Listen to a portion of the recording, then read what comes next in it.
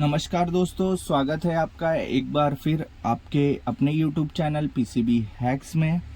आज हम बात करने वाले हैं इस LG के डबल डोर इन्वर्टर फ्रिज के पीसीबी के बारे में। आज हम इस टॉपिक पे बात करेंगे पूरा डिटेल में, कहाँ पे कितने वोल्टेज बनते हैं, किस तरह से पीसीबी को चेक करना है, इसमें जो हमारा 2 टाइम ब्लिंक होता है या जो भी ब्लिंक किसी भी तरह का जो इसमें एरर आता है उसे आज हम समझेंगे और डिटेल में जानेंगे इस पीसीबी को किस तरह से इसमें वोल्टेज चेक करना है। आज हम पूरा डिटेल में आज समझेंगे। अगर आपने अभी तक हमारे चैनल को सब्सक्राइब नहीं किया है तो चैनल को सब्सक्राइब कर दे, बेल आइकन दबा दे ताकि आपको हर नई वीडियो का नोटिफिकेशन मिलता रहे। जैसे कि आप देख रहे हैं, ये हमारे LG का ड्यूअल डोर इन्वर्टर फ्रिज का पीसीबी है। ये बैक साइड से कुछ इस तरह से दिखता है और ये हमारा फ्रंट है। और इसमें देखेंगे हमारे 2 सेक्शन होते हैं। यहाँ पर आप देखेंगे ये हमारा यहाँ से ब्लैक पट्टी मारी हुई है। एक हमारा हाई साइड और एक लो साइड बोल सकते हैं। जैसे कि हमारा ये इन्वर्टर साइड का सेक्शन है। ये साइड का आप देखेंगे, यहाँ पे जो देख रहे हैं आप, ये हमारा इन्वर्टर साइड का सेक्शन है। यहाँ पे हमारा IPM लगा होता है, यहाँ पे हमारे कैपेसिटर और हाई वोल्टेजेस होते हैं। और ये साइड का जो आप पोर्शन देख रहे हैं यहाँ तक का, ये हमारा जो ट्रांसफार्मर है, ट्रांसफार्मर के ये साइड का जो आप सेक्शन देख रहे हैं, ये हमारा लॉजिक सेक्शन होता है। यहाँ पर आप देखेंगे ये हमारी LG ब्रांड की फ्रिज की पीसीबी है। ये जो आप देख रहे हैं नंबर EBR 820485, ये जो है पीसीबी का मॉडल नंबर है। ये हमारे पीसीबी का मॉडल नंबर है। उसके बाद आप देखेंगे यहाँ पे भी एक नंबर दिया हुआ है EAX 66920926006। ये जो नंबर है हमारा, ये बोर्ड नंबर है इस पीसीबी का, ये बोर्ड नंबर है। और यहाँ पे देखेंगे ये वर्जन 1.1 वर्जन है। और इसके आगे देखेंगे एक डेट दिया हुआ है 17/1/19 ये जहाँ तक हो सकता है इस पीसीबी का मैन्युफैक्चरिंग डेट होगा। इस तरह से इस पीसीबी को आप देख सकते हैं, मॉडल नंबर और इसका जो आप बोर्ड नंबर है देख सकते हैं। अब हम बात करेंगे कनेक्टर्स के बारे में कि इसमें जो कनेक्टर्स दिए गए हैं वो कौन सा क्या क्या कनेक्टर है। यहाँ पर आप देखेंगे ये जो कनेक्टर है हमारा फेज और न्यूट्रल का कनेक्टर है। यहाँ पे हम फेज और न्यूट्रल देते हैं। ये हमारा फेज न्यूट्रल का कनेक्टर है। उसके बाद देखेंगे यहाँ पर हमारा एक फ्यूज दिया हुआ है और यहाँ पे जो हमारे ये कैपेसिटर दिया हुआ है, हमारा NTC दिया है और हमारा MOV दिया हुआ है। ये जो सारी चीज़ें हमारे प्रोटेक्शन के लिए होती हैं इस पीसीबी में। अब यहाँ पे देखेंगे एक ये हमारा OLP का कनेक्टर है, ओवरलोड प्रोटेक्शन का कनेक्टर है, OLP आप बोल सकते हैं। अब इसे हम अब सबसे पहले चेक करेंगे। अब इसमें सिस्टम कैसा है कि आप यहाँ पे देखेंगे ये हमारा फेज है। अभी यहाँ पे देखेंगे मीटर को हम बजर मोड पे ले लिए। यहाँ पे देखेंगे हमारी ये कंटिन्यूटी आ रही है और ये हमारा फेज न्यूट्रल डायरेक्ट इस ब्रिज रेक्टिफायर के दोनों बीच के पॉइंट पर, ब्रिज रेक्टिफायर के बीच के पॉइंट पर आएगा। अब यहाँ पे देखेंगे यहाँ से हमारा यहाँ पे बजर बज रहा है और यहाँ पे बजर बज रहा है और ये हमारा न्यूट्रल है, ये न्यूट्रल है। न्यूट्रल हमारा डायरेक्ट इस ब्रिज रेक्टिफायर पे देख रहे हैं आप, यहाँ पर हमारे ब्रिज रेक्टिफायर पे डायरेक्ट बज रहा है। ये जो सिंबल देख रहे हैं हमारा AC अल्टरनेटिंग करंट का सिंबल है। यहाँ पे देखेंगे न्यूट्रल हमारा डायरेक्ट आ रहा है, बट जो हमारा फेज है, फेज यहाँ से होते हुए इस पॉइंट पे आ रहा है और इस पॉइंट पे नहीं आ रहा है। जब तक ये हमारा OLP कनेक्ट नहीं होगा तब तक हमारा फेज इस ब्रिज रेक्टिफायर के दूसरे पॉइंट पे नहीं पहुंचेगा। आपको अगर आपकी पीसीबी डेड बता रही है, फ्रिज कुछ भी चालू नहीं हो रहा है, तो आपको आपका OLP चेक करना है और वोल्टेज यहाँ पे हमारी AC वोल्टेज आ रही है कि नहीं, हमारा फ्यूज ओके है कि नहीं, इन सब चीज़ों को आपको देखना है। हाई वोल्टेज आने पे हमारा ये जो MOV होता है ये फट जाता है। इन सब चीज़ों को आपको चेक करना है। और यहाँ पर ये हमारा फेज आना चाहिए। जब तक ये हमारा कनेक्ट नहीं होगा हमारा ये फेज यहाँ तक नहीं पहुँचेगा। इसके लिए आपको इसे डायरेक्ट करना पड़ेगा। आप देखेंगे हमने ये सॉकेट ले लिया है, सॉकेट से हम इस OLP को डायरेक्ट कर देंगे। अब हम फिर से इसकी कंटिन्यूटी चेक करेंगे। ये जो हमारा न्यूट्रल था ये हमारा डायरेक्ट यहाँ पे पहुँच रहा था। अब ये हमारा फेज है, अब आप फेज देखेंगे, फेज भी हमारा डायरेक्ट यहाँ पे पहुँचेगा। अब ये हमारा PCB जाके चालू होगा। तो इसी तरह से आपको स्टेप बाय स्टेप चेक करना है यहाँ तक हमारे 230 वोल्टेज बन रहे हैं कि नहीं। अब आप यहाँ पे देखेंगे हमारा उसके बाद एक और कनेक्टर है OLP के ठीक बाजू का, ये हमारा कनेक्टर है। ये जो कनेक्टर है हमारा डिफ्रोस का कनेक्टर है, जैसे कि आपको यहाँ पे दिखा दूँ, ये हमारा डिफ्रोस का कनेक्टर है। यहाँ पे देखेंगे डिफ्रोस के लिए सिर्फ एक ही रिले दी गई है। किसी किसी मॉडल में आपको यहाँ पे एक और रिले देखने को मिलेगा। ये इसमें जो लगा हुआ है हमारा ये डिफ्रोस्ट हीटर का ये रिले है। इसका जो कनेक्टर नंबर है आप CN06, OLP का जो कनेक्टर नंबर है CON कनेक्टर 2, ये है हमारा कनेक्टर 6। उसके बाद आप देखेंगे यहाँ पे एक कनेक्टर है हमारा, ये जो कनेक्टर नंबर है हमारा कनेक्टर 8 है। ये कनेक्टर जो होता है हमारा फैन का कनेक्टर होता है। ये जो कनेक्टर आप जैक देख रहे हैं ये हमारा फैन का कनेक्टर होता है। साथ ही हम वोल्टेज भी चेक करते जाएंगे, जैसे कि मैंने आपको इसके बारे में आपको बताया। अब हम इसे AC रेंज पे रख लेंगे। PCB को हमने चालू कर दिया है, PCB को हम चालू कर देते हैं।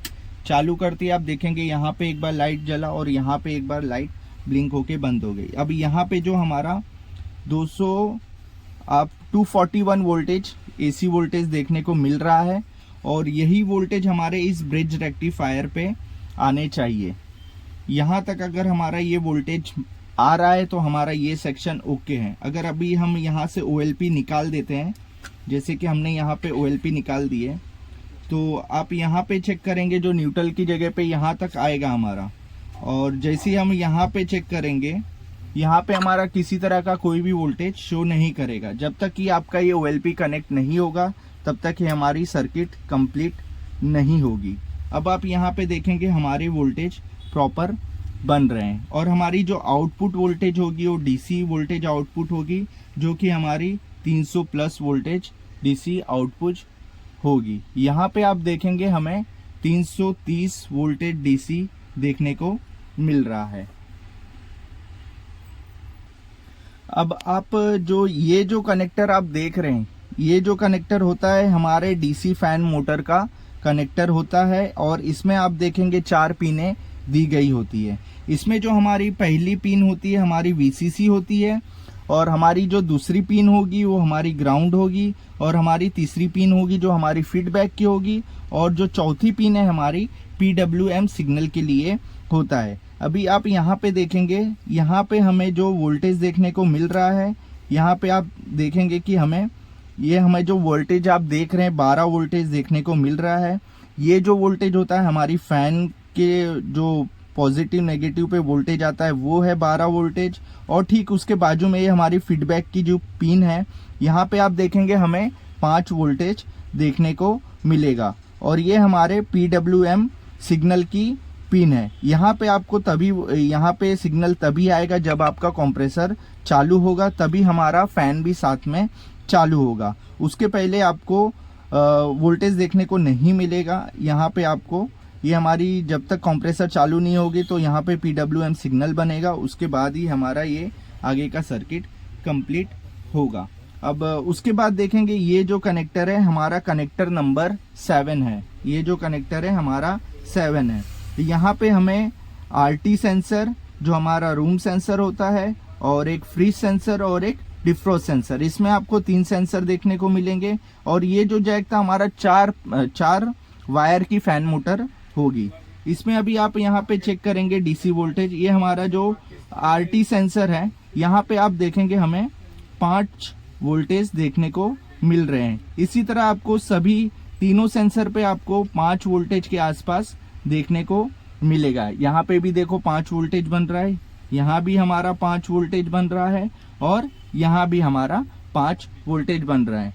और इसे चेक करने के लिए हमें ये सेंसर कनेक्ट करना पड़ता है। यहाँ पे आप अगर आपके पास सेंसर नहीं है तो उसकी जगह पे आप 4.7K या 10K का रजिस्टर पीछे से तीन आपको रजिस्टर मार के चालू कर सकते हैं। अब आप देखेंगे यहाँ पे और दो कनेक्टर है हमारे, एक ये कनेक्टर है और एक हमारा ये कनेक्टर है। ये कनेक्टर जो है हमारा कनेक्टर 5 है और ये जो कनेक्टर है हमारा कनेक्टर 4 है। ये कनेक्टर हमारा NC रहेगा और ये भी कनेक्टर हमारा NC रहेगा। अभी तक हमने यहाँ तक सारे कनेक्टर के बारे में जाने। और ये जो हमारा एक कनेक्टर है जो हमारा UVW कनेक्टर है, यहाँ पे हमारी कंप्रेसर की वायर अटैच होती है। इसके बाद हमारी जो सप्लाई जाती है कंप्रेसर को, इसी यहाँ से ही जाएगा। ये सारे कनेक्टर है और मैंने यहाँ पे आपको बता दिया किस तरह से हमारा ये AC वोल्टेज हमारे ब्रिज रेक्टिफायर तक पहुँचता है। और यहाँ पे हमने इस कनेक्टर के बारे में भी जान लिया। अब हम बात करेंगे इस सेक्शन और इस सेक्शन के बारे में, इन दोनों सेक्शन के बारे में जानेंगे। अब आप यहाँ पे इस PCB में देख रहे हैं, यहाँ पे हमारा एक रेगुलेटर IC दिया गया है और एक रेगुलेटर IC यहाँ पर दिया गया है। यह जो रेगुलेटर IC है KIA 7805, ठीक इसका भी नंबर वही है KIA 7805। ये जो रेगुलेटर है हमारे इस IPM साइड के MCU को चलाने के लिए होता है और ये जो रेगुलेटर है हमारे इस साइड के MCU को चलाने के लिए होता है। जो हमारा लॉजिक सेक्शन है उसके लिए यह रेगुलेटर है और ये जो हमारा IPM सेक्शन है उसके लिए यह रेगुलेटर IC काम करता है। और इन दोनों के ग्राउंड की बात की जाए तो दोनों सेक्शन के ग्राउंड अलग अलग होते हैं। अभी इसका ग्राउंड पकड़ लीजिए और आप एक इसका ग्राउंड देख लीजिए। अब इस पे आप देखेंगे किसी तरह की कोई भी आपको बीप की साउंड नहीं आ रही है, क्योंकि इस सेक्शन का ग्राउंड अलग है और इस सेक्शन का ग्राउंड अलग है। अब आप यहाँ पे देखेंगे कि ये जो दोनों रेगुलेटर IC है, दोनों रेगुलेटर IC पे हम वोल्टेज चेक करेंगे।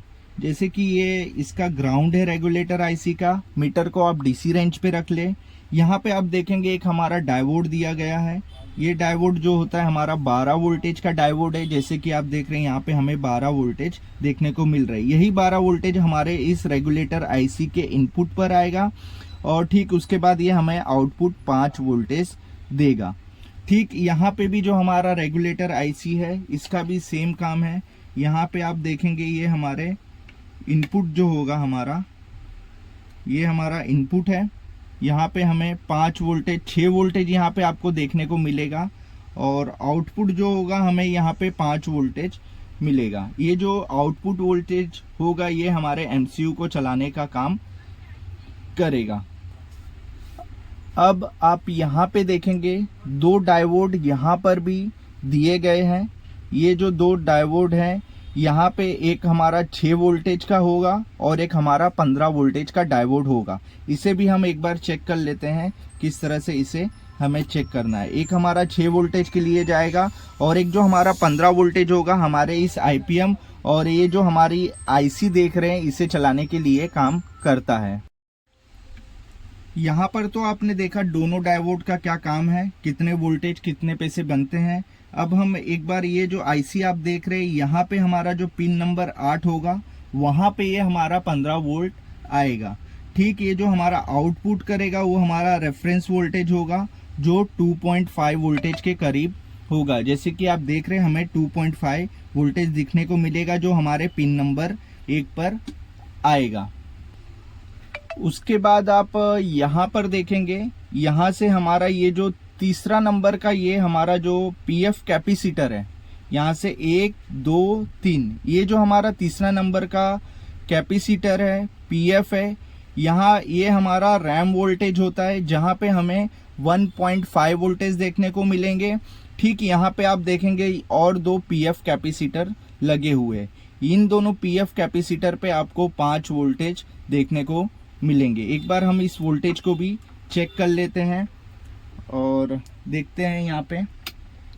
अब हम देखेंगे यहाँ पे हम वोल्टेज चेक करेंगे। यहाँ से हम ग्राउंड ले लेंगे। ग्राउंड से जो हमने ये हमारा रैम वोल्टेज होता है तीसरा नंबर का जो कैपेसिटर है, यहाँ पर आप देखेंगे कि हमें 1.5 वोल्टेज देखने को मिल रहा है। तीसरे नंबर के PF पे आपको चेक करना है। ठीक यहाँ पे आप देखेंगे, यहाँ से मैं एक बार और आपको दिखा देता हूँ। ये यहाँ से ये हमारा तीसरा नंबर का पीएफ है, ये हमारी ग्राउंड है। यहाँ पे आप देखेंगे कि हमें 1.5 वोल्टेज देखने को मिलेगा। उसके बाद ये जो हमारा पीएफ है, यहाँ पे हमें 5 वोल्टेज, आप देखेंगे कि हमें 5 वोल्टेज यहाँ पे हमारे बनने चाहिए। उसके बाद बचा हमारा ये जो हमारा UVW का जो कनेक्टर है, यहाँ पे भी हम एक बार वोल्टेज चेक कर लेते हैं कि यहाँ पे हमारे वोल्टेज कितने बनते हैं। यहाँ पे आप देखेंगे, यहाँ पे 16.17 वोल्टेज के आसपास यहाँ पे बन रहा है। यहाँ पे भी सेम हमारा 17 वोल्टेज के आसपास बन रहा है। यहाँ पे भी हमारा 17 वोल्टेज के आसपास बन रहा है। ये जो तीनों वोल्टेज होनी चाहिए, हमारी तीनों वोल्टेज सेम होनी चाहिए। उसके बाद आप यहाँ पे देखेंगे, एक ये हमारा यहाँ पे रजिस्टर है जिसका लोकेशन नंबर है R11। ये जो आप रजिस्टर देख रहे हैं हमारे डीसी लिंक से होकर आता है। अब यहाँ पे जो वोल्टेज बनेगा हमारा 3.2 3.3 वोल्टेज के आसपास देखने को मिलेगा। एक बार हम वो भी चेक कर लेते हैं हमारे कितने वोल्टेज बन रहे हैं। यहाँ पे आप देखेंगे कि हमें यहाँ पे 3.3 वोल्टेज के आसपास ये देखने को मिल रहा है। अगर ये हमारा वोल्टेज नहीं बन रहा है तो हमारे डीसी लिंक सर्किट में प्रॉब्लम है। अगर ये पीसीबी आपके पास आती है तो आप जितने भी वोल्टेज मैंने आपको चेक करके बताए हैं, सारे वोल्टेजेस को आप इसी तरह से यहाँ पे चेक कर लें। और कंप्रेसर के लिए आप यहाँ पे कंप्रेसर का जैक लगाए, तीनों सेंसर लगाए, और यहाँ पे एक देखेंगे हमारा टेस्ट बटन दिया हुआ है। इस टेस्ट बटन को दबाएंगे तो कुछ ही सेकंड के बाद आपका कंप्रेसर चालू हो जाएगा। यहाँ पे आप 4.7 का सेंसर की जगह पे रजिस्टर लगाए या 10K का सेंसर रजिस्टर लगाए, दोनों ही काम करेगा। अब इस पीसीबी में एक प्रॉब्लम आता है, हमारा 2 टाइम ब्लिंक का प्रॉब्लम आता है। LG के डबल डोर इन्वर्टर फ्रिज की पीसीबी में अगर आपको 2 टाइम ब्लिंक्स दिख रहे, यहाँ पे आपको अगर 2 टाइम्स ब्लिंक दिख रहे, यहाँ पे ये साइड में, तो ये जो एरर कोड का मतलब होता है, एरर कोड 2 होता है, जो अलग अलग मॉडल में थोड़ा अलग हो सकता है। ये जो हमारा 2 टाइम ब्लिंक करेगा, ये रेफ्रिजरेटर फैन मोटर का एरर होता है। जो आपका फ्रीजर में फैन होता है उसका एरर होता है। अगर ये हमारा फैन सही प्रॉपर तरीके से काम नहीं करेगा, अगर फैन जाम हो जाएगा, जैसे कि आप फैन में आइस वगैरह ज़्यादा जम जाती है, या हमारा कनेक्टर खराब हो जाता है, या वायरिंग की प्रॉब्लम होती है, तो उस वजह से हमें यहाँ पे 2 टाइम ब्लिंक देखने को मिलेगा। एक प्रॉब्लम आता है हमारी सेंसर के वजह से भी हमें ये प्रॉब्लम देखने को मिल सकता है। ये पर बहुत ही कम केस में हमारा सेंसर का प्रॉब्लम की वजह से हमारा फैन का प्रॉब्लम होता है। अगर आपकी सेंसर ओपन या शॉर्ट हो जाती है, या सेंसर का जो रेजिस्टेंस वैल्यू होता है वो कम या ज़्यादा हो जाएगा, तो भी हमें इस तरह का प्रॉब्लम देखने को मिलेगा। अब हम फैन को किस तरह से आपको चेक करना है उसके बारे में मैं आपको इसी वीडियो में बता देता हूं। और उसके पहले अगर आपका यहाँ पे अगर आपका 5 बार ब्लिंक हो रहा है, तो हमारा जो यहाँ पे हमारा UVW का कनेक्टर आप देख रहे हैं, अगर ये हमारा कनेक्ट नहीं होगा तो हमें 5 बार ब्लिंक देखने को मिलेगा। अब मैं आपको बता देता हूँ जो हमारा फ्रीजर का फैन होता है वो किस तरह से काम करता है। अब फ्रीजर का जो फैन होता है, ठीक हमारा कंप्रेसर के चलने के बाद हमारा जो इवापोरेटर कॉइल से ठंडा हवा पूरे फ्रिज में फैलाता है, वो हमारे फैन का काम होता है। फैन जो हमारा होता है डीसी फैन होता है, जो हमारा 12 वोल्टेज पे काम करता है, और हमारा पीसीबी इसे कंट्रोल करता है। अगर आपकी फैन मोटर खराब है या चल नहीं रही है तो उसे आप अलग से 12 वोल्टेज दे के चेक कर सकते हैं। अगर नहीं चल रहा है तो आपका फैन मोटर खराब है, या तो उसके बाद अगर आपका फैन जहाँ पे घूमता है फैन अगर जाम हो जाएगा, डस्ट होगा, या तो फिर उसमें आइस ज़्यादा जम जाएगा, तो भी हमारा फैन नहीं घूमेगा। तो उसे एक बार आप हाथ से घुमा के देख सकते हैं। और एक सबसे बड़ा प्रॉब्लम आता है हमारा जो कनेक्टर होता है, जो कनेक्टर हमारा कभी कभार लूज हो जाता है, या उसके अंदर मॉइस्चर पकड़ने की वजह से, पानी जाने की वजह से हमारा जो कांटेक्ट होना चाहिए वायरिंग का और जो वोल्टेज बनने चाहिए वो नहीं बनेंगे। उस वजह से भी हमारा फैन नहीं चलेगा।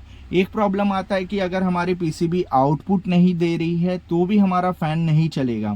उसके लिए आपको क्या करना है, कनेक्टर को बाहर निकालना है और मल्टीमीटर को आप साथ में लेके चले और डीसी वोल्टेज वहाँ पे कनेक्टर पे चेक करें। अगर आपकी 12 वोल्टेज डीसी वहाँ पे दिखा रही है तो आपके पीसीबी से वोल्टेज आउटपुट हो रहा है और आपका फैन मोटर खराब है। और लास्ट में बचा आपका एक सेंसर आ जाता है। सेंसर तो बहुत ही कम चांस रहता है कि सेंसर के वजह से आपका कोई प्रॉब्लम निकले, बट आपको सेंसर का जो रेजिस्टेंस है वो चेक कर लेना है। और जो हमारा अंदर रहता है फ्रीजर टेम्परेचर सेंसर बोलते हैं, अगर वो ओपन हो जाएगा या शॉर्ट हो जाएगा तो भी हमारा फैन में चलने के लिए प्रॉब्लम दे सकता है। यहाँ पर आप देखेंगे हमने ये कंप्रेसर की वायर कनेक्ट कर दी है। यहाँ पे हमने 3 रजिस्टर का इस्तेमाल किया है जो हमारा 4.7K का रजिस्टर है। और कुछ टाइम वेट करेंगे, वेट करने के बाद देखेंगे कि हमारा ये कंप्रेसर चालू होता है कि नहीं होता है। कुछ टाइम वेट कर लेते हैं। यहाँ पर आप देखेंगे कुछ टाइम के बाद हमारा ये कंप्रेसर चालू हो गया है। यहाँ पे आप देखेंगे हमारा कंप्रेसर भी चालू हो गया है और ये हमारी पीसीबी भी बराबर वर्क कर रही है। इसी तरह से आप भी पीसीबी को डिटेल में कहाँ पे कितने वोल्टेज बन रहे हैं, किस तरह से आपको चेक करना है, स्टेप बाय स्टेप सारी जानकारी हमने दे दी है। अगर ये वीडियो आपको अच्छा लगा है, आपके लिए हेल्पफुल है, तो वीडियो को लाइक ज़रूर करें, चैनल को सब्सक्राइब कर दे और बेल आइकन दबा दे ताकि आपको हर नई वीडियो का नोटिफिकेशन मिलता रहे। वीडियो को पूरा देखें तभी आपको समझ में आएगा और आप भी कहाँ पे कितने वोल्टेज बन रहे हैं स्टेप बाय स्टेप चेक कर सकते हैं। मिलते हैं नेक्स्ट वीडियो में। Thank you so much.